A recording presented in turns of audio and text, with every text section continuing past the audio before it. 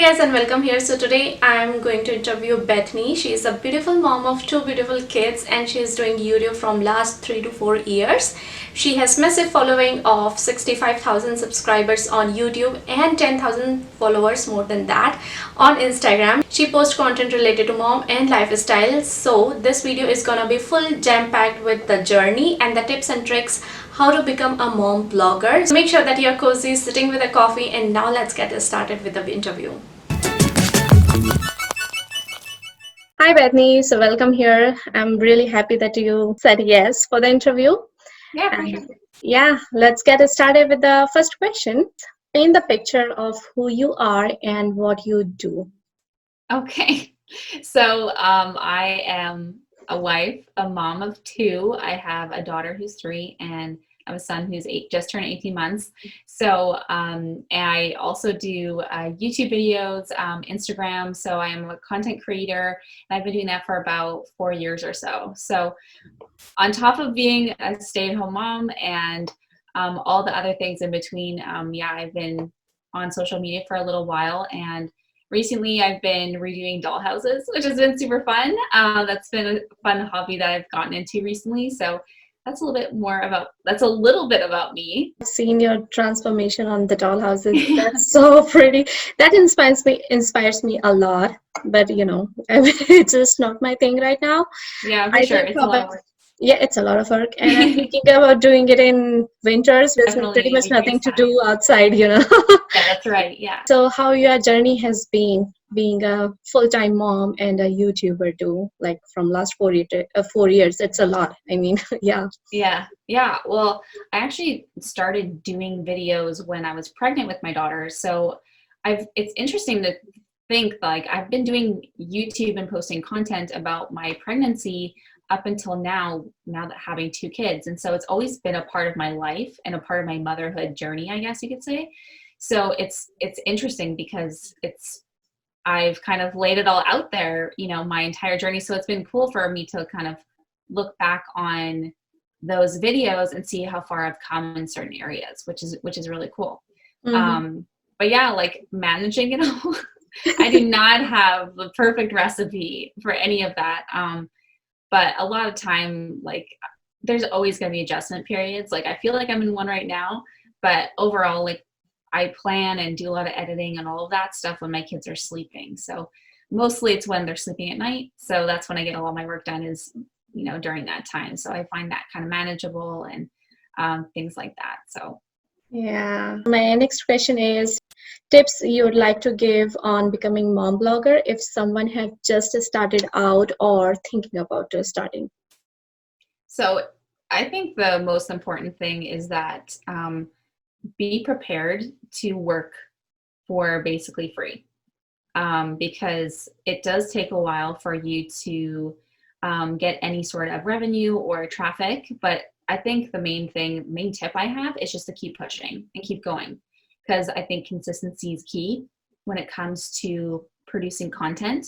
Because if you're actively making things or videos or whatever it may be, or posts or blog posts, people are going to take notice of that. And I think that's one thing. Find what you are really passionate about and just really run with that, whether that's a motherhood or some sort of sub niche within that.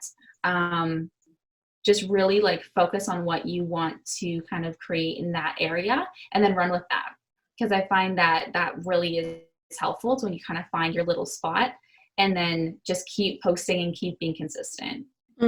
Yeah, consistency is the key when you're a creator. Just a quick request, whenever you're watching this video, take a screenshot, put it on Instagram story and tag both of us or at least one of us, so that we'll be happy to see you that you're enjoying it and you're getting information. Do you ever feel like I'm done, I'm just like gonna quit and just stop doing this online thing and go back to something normal? I mean, going back out and doing something else. So do you feel that burnout, and how you come out of that basically? Yeah, well, 100%. I honestly, I think everyone goes through that no matter what they do, no matter what profession they're in. We can all go through seasons of burnout. But yeah, like I feel like being on YouTube, it's like a roller coaster. It's kind of like this. There's highs, there's lows, and everything in between. because it's not consistent. It's not, it's a little volatile because a lot of your views or things like that are based on other people's interests or their attention spans. And so, it can get frustrating. You can go through some really tough times where you're not feeling like you're being seen as much. And, you kind of get in your head or you start comparing yourself to other people. And like there have been times where I'm like, oh, it'd be so much easier just to deal with normal life things instead of having the social media and the YouTube videos on top of that, because it can be overwhelming sometimes. But I feel like I found my groove with that, but 100% there's seasons where I'm like, I'm tired. And I feel like I'm kind of in one of those seasons right now where it's a new season of motherhood. It's adjusting. I feel like, it's been an interesting year. Getting out of those seasons where you just feel so tired. I think one thing is just really taking care of yourself, and whether that's taking a step back or just, being real and honest. And I think that's one thing that's been really refreshing, is being authentic with how I'm feeling, or things like that. People can relate to that, and just realize that it does happen, and that I'm not going to paint a perfect picture that I have it all figured out all the time. And I think that's a good thing, just to be honest with how we're feeling, that we can kind of deal with that. But getting out of burnout, I think it's just taking care of yourself and knowing where your boundaries are and where you need to set them. And whether that's taking a step back from making content or whatever, and just spending time with family or taking a break, because everyone needs a break. Exactly. Everyone needs a vacation. There have been times where I have, taken time off social. I've actually deleted my apps for like a week or two. And that was so refreshing, because the constant intake of people's lives and information, it's just not always the healthiest. So you got to set boundaries for yourself so you don't get to that burnout stage, I think. That's true. That's true. Next question is how it is to be a mom of two and a YouTuber and an IG blogger. How much burden you feel like it is, and what should people expect in the starting when they are just trying to do all of these? Because I have so many moms coming out like, oh, it is pandemic time. We have so much time. We just want to try it out. So what is the message you would like to give? Well, I think that in some ways, when you are doing social media and you're at home with your kids, if you don't set those boundaries, it can feel like you're working or you're doing things all the time, or you're always on your phone. And so I really try to set those boundaries. So work time and being present, because it can be really easy for us to just always have your phone out or doing something. But I think just setting goals is really great for when you're starting out. Have a vision of where you want to be and what you want to do, say in 3 months. It's great. Me and my husband actually do that together. We set out a goal of where we want to be in 3 months, some things that we're proud of, things that we can really work on. And we, open that 3 months later to see how well we did and where we're at and what we can do to improve and things like that. So I find that, setting goals is huge. It's great. And I think too, like I said earlier, finding where you fit is really important. Because you want to figure out, okay, what specific things do I want to talk about or kind of go with? And I find that motherhood is really great because it's so relatable to so many women, right? So many of us are going through the same things at the same time. And I think that's the beauty of it, is that we kind of feel this collective community because of that. So what are the things that you try to keep private, and do you think like there are certain things that should be kept private from the online thing? I mean, from YouTube and Instagram, because I've seen people misusing this platform too. So what your thoughts are on that? Yeah, absolutely. I think there's a lot of things that should be kept private, especially for our children, because they have you don't want to be to the point where you feel like you're exploiting them, and that's really important. So there's things that I maybe have shared in the past that I realize now that maybe wasn't very wise. I think for me, sharing potty training journeys for my child, I have to think like, okay, 10 years down the road, would they want that to be out on the internet? And that's my own personal conviction. I did share that in the past, but then took down some videos because I was like, you know what? This maybe just isn't what I need to be doing. I know it's a good topic, but things like that, or sharing meltdowns in a vlog. I just don't think that that's respecting my child in that moment. And I just don't feel comfortable doing that. They need me to be present, not having a camera around or my phone around. So I think, yeah, there's things that I definitely will not share. There's things that happen 100%, and I'm honest about that. But I want to respect my child's privacy. And I know that now that my daughter is 4, I will let her know when I'm about to film something, or if she wants to be a part of it and I ask her. I know she's 4, so she doesn't fully grasp things quite yet, but sometimes she does say that she doesn't want the camera around, or she doesn't want me to be on my phone or take a picture. And I completely respect that, because I don't want to put her in an uncomfortable situation, just because I feel like I want her to be doing something for people that I don't even really know. So I think you just really have to set those boundaries, because if you don't, it's just not healthy. Yeah, I can relate to so many things. What are the positive and negative side being a mom blogger? Oh, yeah. I think the positive side was that when I was feeling very alone in my motherhood journey, that's kind of why I started my YouTube channel, because I didn't want anyone else to feel alone. Because I was the first of my friends to have a baby. I was first of both sides of the family to have a baby. So I didn't really have anyone to kind of be like, is this normal? Like, what I'm going through is like this crazy identity crisis in a way. And I really didn't have a lot of people like, telling me like the realness of what happens through that.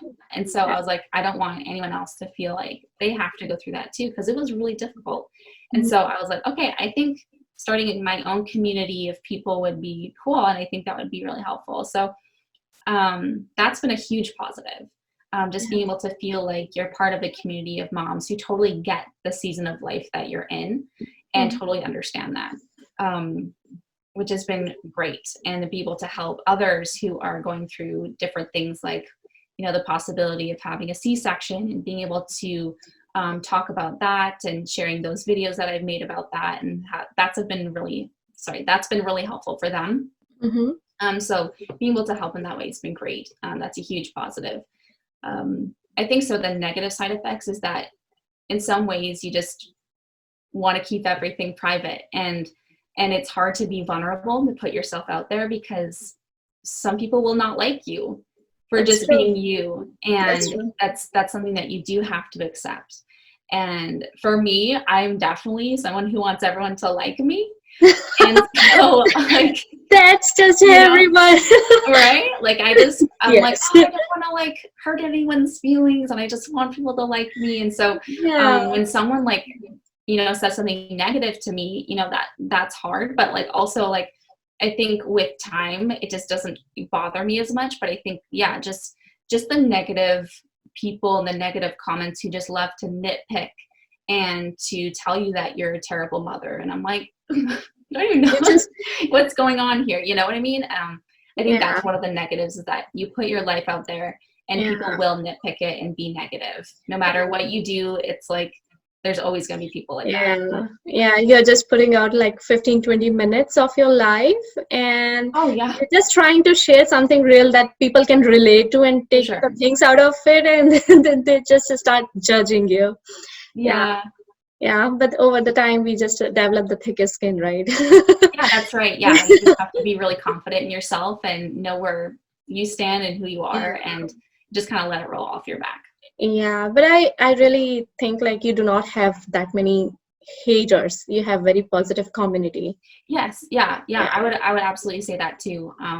It's unfortunate that I don't have like comments on my YouTube videos. Oh yeah. But that in some ways that has been a blessing, because I haven't had negative people. But then also I don't have to monitor those. So in some ways it is a good thing. But it does make me really sad that I don't have that community in the comments, you know. Yeah. It's been really sad. It's been over, I think it's been a year and a half now Oh, without wow. comments. But That's they've come and gone on. It's just really confusing. But anyway, but yeah. yeah, Just a quick request, whenever you're watching this video, take a screenshot, put it on Instagram story and tag both of us or at least one of us, so that we'll be happy to see you that you're enjoying it and you're getting information. How it is being like Instagram blogger too, and like how did you grow your Instagram till 10,000 follower, and how the journey has been over there? yeah. Well, I think I kind of like was posting here and there on Instagram, and I had, I guess, a decent following from my YouTube channel. I think that's where a lot of my followers came from, because primarily they were actually mostly from the US. So I kind of made a shift at around, I think it was Christmas time, where I'm like, okay, I'm going to buy a preset for my pictures. I'm going to take this seriously. I'm going to, you know, make it look a little bit more put together. I'm going to start posting every single day on my feed on top of stories. So stories are really important, because if you're posting a lot of stories, your posts will also be promoted more. Also, hashtags are great. Kind of within your niche of what you're wanting to go for. That's how people will discover you, using locations, things like that. So that's kind of what I had found, that since I had made that switch to try to post on my feed almost every single day, that it really boosted things, the other things that I was doing as well. So yeah, again, consistency, right? Yeah, so you started like last Christmas, you're saying, right? Yes, just this past Christmas, I think I was at around, you know, 7,000 followers. And then I also did giveaways too, which is a great way to increase your following. But I find too, like, growing organically is great, because those people will stick around and they'll comment and interact with you.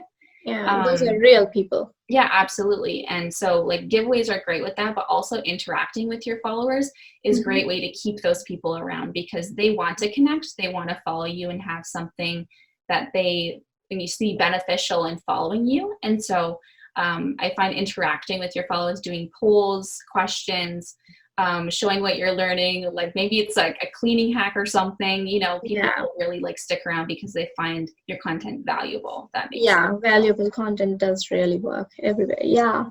Okay, so my next question is how any mom can make YouTube, like make money out of YouTube and IG. Well, it's different with YouTube and with Instagram. I find with Instagram, it's mostly sponsored content. So say someone wants to have you promote a business or a product, sometimes they'll try to just give it to you for a post, which is fine. But if you want money for it, there's usually some sort of agreement there, but it's usually sponsored. But with YouTube, a lot of the time you can get money through AdSense or through ads. And that comes with a lot of consistency and time, because you can only be monetized, I think, after you consistently gain 1,000 subscribers after, I think it may be a year or so, I'm not sure, but you're consistently active and growing. And so even for me, I didn't make my first check on YouTube until maybe like 2 years after starting. Same here. Same right? here. Yeah. So, I mean, you're basically, you know, doing all this work for free. And I think that's what a lot of people don't want to do. They want to just like get that revenue in quick. And that's not going to happen, unfortunately. It takes a lot of work. And so that's why a lot of people don't do it. Yeah, But, lucky are those people, those who have started way back when this thing was not a thing, like, you know, just, 4,000 minutes and like 1,000 subscriber was not a thing. That's right. Still, when you see yourself in this game, and if you'll be not in this, then what profession you would like to choose? Yeah, that's a good question. I think since my main profession is being a mom and a stay-at-home mom, you know, YouTube is definitely work. It's definitely a job, but I also see it too as that something that can change in the future. But yeah, something that I do instead, oh, that's a really good question. I think I've thought about it a few times, but lately it's been more directed towards possibly just starting a dollhouse like makeover business. Yes, exactly. know? You know, I was about to say this, maybe on Instagram DM or something, like you can just make a business out of it because you are really, really good in that. Just Yeah, it's been really buy fun. one, flip it, and sell it for good bucks. It is going to really work out for you, I Yeah, think. definitely. Yeah. So I've done two now, but like the last one, someone actually paid me to do it. Yeah, And so that was really cool to kind of see like, wow, people are actually willing to spend this amount of money to get yeah, this redone. And it took me about 2.5 weeks or so. So it wasn't too bad. yeah. But yeah, like possibly going into something like that. Like I do love to be creative in Yeah. different ways. Hmm. And I think that, maybe YouTube isn't forever. And I know that it's not. I know things will change and our family will change and things like that. But I think overall, like, yeah, maybe something like that or starting an Etsy shop or something like that would definitely be something down the road for me. Hmm. But yeah, I haven't really thought of anything at the moment, like professions wise, other than maybe starting something Something creative. creative into like Yeah. something like that. So, Yeah. Where can people find and connect with you? Because, yeah, you really have a beautiful Instagram and your thumbnails are really on the point oh, always, and your thank you. videos are really, Oh, I really really appreciate beautiful. that. Thank you so much. Yeah. Yeah. It's yeah, you can find me at Bethany Fontaine on YouTube.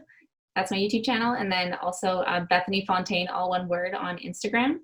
And yeah, I also do have a podcast. Yeah. It's called Oh the Depths Podcast, which you can find on Apple Podcasts and Spotify as well. So Mm-hmm. It was so nice talking to you, Beth, and it was such a nice interview. And I think a lot of mom gonna get a lot of information just before starting because it's a lot of work, but they should be mentally prepared and they should have a clear idea how it is going to be. And I just wanted to hear from you and give the point of your to other moms so that if they are looking out for these kind of information, they can get the benefit. yeah, absolutely. Yes. Yes. Yeah, thank you so much for coming on my interview. Yeah, no, thank you for having me. It was great. I really hope that you enjoyed today's interview and you got so many tips and tricks and the journey and you got information.